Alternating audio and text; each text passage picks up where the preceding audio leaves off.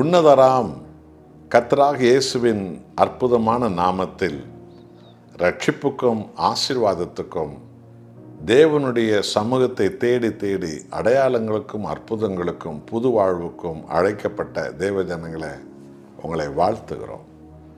1 கொரிந்தியர் 15ஆம் அதிகாரத்தில் 57வது வசனத்தை பாருங்கள்.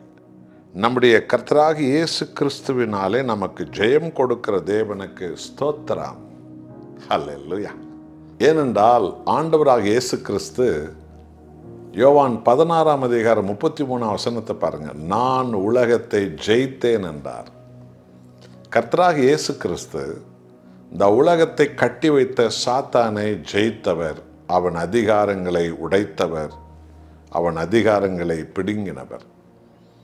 பாவத்தை இயேசு ஜெயித்தவர். சாப நோய்களை இயேசு ஜெயித்தவர். இந்த உலகில் உள்ள மனித குலத்தின் பலவீனங்களையும் பாடுகளையும் இயேசு சுமந்து ஜெயித்தவர்.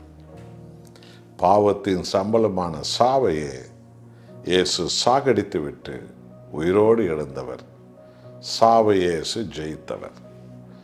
ஆகவே சகலத்தையும் ஜெயித்த கர்த்தராகிய இயேசு கிறிஸ்துவே நம்முடைய ஆண்டவராக, தேவனாக, மீட்பராக, தெய்வமாக, இரட்சகராக, இம்மானுவேலனாக, நம்மோடு கூட இருக்கிறவராக, நம் உள்ளத்தில் வாசம் பண்ணுகிறவராக, நம்மை விட்டு ஒருபோது விலகாத தேவனாக அவர் இருக்கிறார். ஆக பரிசுத்த ஆவியானவர் என்ன சொல்லுகிறார் என்றால், இயேசு கிறிஸ்துவினால் நமக்கு ஜெயம் கொடுக்கிற தேவனுக்கு ஸ்தோத்திரம். பார்த்தீர்களா? ஜெயித்த கர்த்தர் அந்த ஆண்டவர் இயேசுவை நீங்கள் பற்றி கொள்ளும் போது, விசுவாசிக்கும் போது, பாவமானவைகளை விட்டுவிட்டு உலக பிரகாரமான பேய்த்தனமானவைகளெல்லாம் ஒழித்து கட்டிவிட்டு மெய்யான தேவனாம் ஆண்டவராக இயேசுவை முழு உள்ளத்தில் இரட்சகராக, மீட்பராக நீங்கள் ஏற்றுக்கொண்டு தேவன் ஒருவரையே நீங்கள் பற்றி கொள்ளும்போது உங்களை கர்த்தர் பாவத்தை ஜெயிக்க வைப்பார். பாவ அக்கிரமங்களை ஜெயிக்க வைப்பார். சாப நோய்களை ஜெயிக்க வைப்பார். பீடை சனியனை ஜெயிக்க வைப்பார். சாத்தானை ஜெயிக்க வைப்பார்.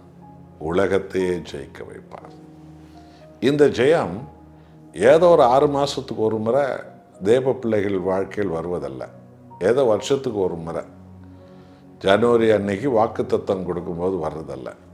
இல்லை இல்லை, தினமும் வருகிற ஜெயம். எல்லா காரியத்திலும் அந்த ஜெயம், எப்பொழுதும் அந்த ஜெயம், எல்லா நேரத்திலும் எந்த சூழ்நிலையில் நாம் ஈடுபட்டாலும் நமக்கு தேவன் ஜெயம் கொடுக்க அவர் காத்திருக்கிறார். ஆகவே அன்பான தேவ ஜனங்களே, இந்த மாதத்தின் கடைசி நாட்களில் நாம் வருகிறோம்.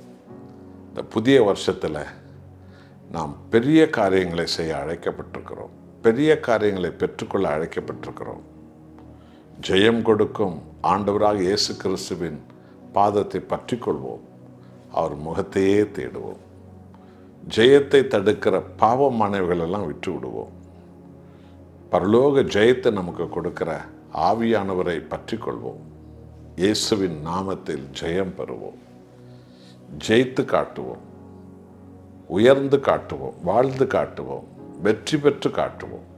இந்த போதனைகளை நீங்களும் உங்கள் பிள்ளைகளும் குடும்பங்களும் வளர வேண்டும். இந்த போதனைகளை சபைகள் வளர வேண்டும். இந்த ஜெயமுள்ள போதனைகளை தான் ஒவ்வொரு விசுவாசியும் வளர வேண்டும். கர்த்தர் உங்கள் வழியாய் மகிமைப்படுவாராக. ஜெபிப்போம். நல்ல ஆண்டவரே, சகலத்தையும் ஜெயித்த எங்கள் ஆண்டவராக இயேசுவே, ஒவ்வொருவருக்கும் ஜெயத்தை நீர் கொடுக்கிற தேவனாய் இருக்கிறதற்காய் ஸ்தோத்திரம். உம்மை முழு உள்ளத்தோடு வாஞ்சிக்கிற, முழு இதயத்தோடு போய் தேடுகிற, முழு ஆவியோடு உண்மையே பற்றி கொண்டிருக்கிற ஒவ்வொரு மகனுக்கும் மகளுக்கும், ஒவ்வொரு ஊழியக்காரனுக்கும் ஊழியக்காரிக்கும், ஒவ்வொரு பிள்ளைகளுக்கும் ஜெயம் கொடுத்து மகிமைப்படுகிற தேவனே, கோடி நன்றி. இந்த வருஷம் முழுவதும் உமது பிள்ளைகள் உமையே பற்றி கொண்டு உமது பலத்தால் எல்லாவற்றிலும் ஜெயித்து காட்டுவார்களாக, உயர்ந்து காட்டுவார்களாக, வாழ்ந்து காட்டுவார்களாக, வென்று காட்டுவார்களாக. இயேசுவின் நாமத்தில் பிதாவே, ஆமென்.